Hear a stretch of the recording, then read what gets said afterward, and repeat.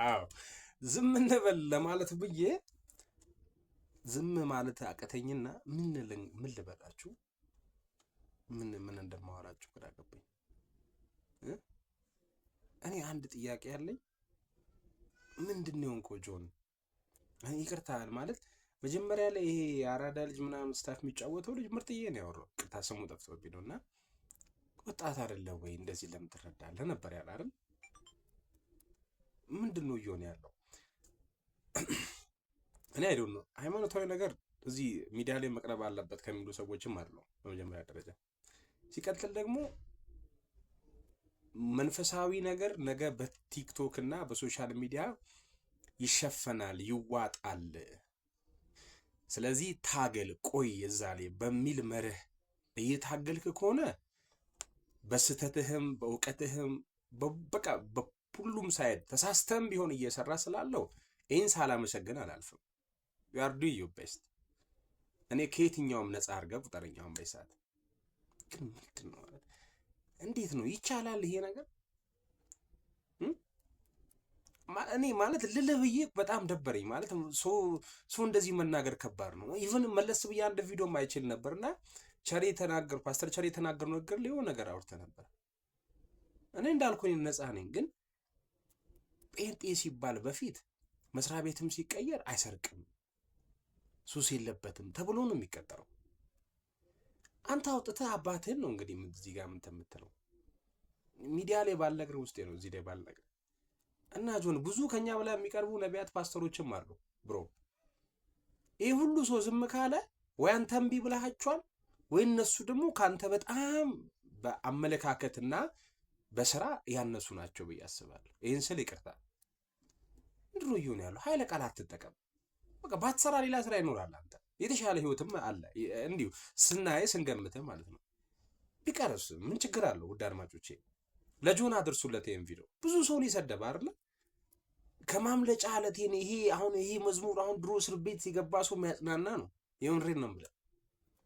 ሞት አፋፍ ላይ ያለ ሰው ምናምን የሚመልስ ነው። ይሄ ነው እኮ ማለት ፓወርፉል የሆነ መዝሙር። አንተ እዚህ ዝም ብለህ መንደር ለመንደር ያወራኸውን ወሬ መተህ እዚህ ጋር የወንጌሉን ስብከት እንደዚህ ማድረግ እኮ ነው ይሄ። እኔ በጣም ሶሪ ይሄንን ልልህ እንደማልችል አውቃለሁ። ነው ሳይሆን ነገር ላይ ብዙ አሪፍ እንደሆንክ አውቃለሁ። እዚህ ጋር ግን መተህ የምትሆነው ነገር ምንም አይነፋም። አዘኢንዳ አይነፋም። ገብቶሃል አይደል? የተማረ የምንለው አሁን አንተ እኛን ሌሎቹን አሕዛብ ብለን የምታስበው አይደል? የተማረ ሰውና ቅዱስ ነን ጻድቅ ነው የሚለው ሰው እንዲህ ካደረገ ለምሳሌ መሸፈን አለ በራስ ውስጥ ይዞ ስተትንም አመል ጥሩ የማይሆን ከሆነ ወደ ሰው አትቅረብ ነው የሚባለው እኮ። በቃ አትቅረብ፣ ነገ ስለምትባላ አትቅረብ ነው።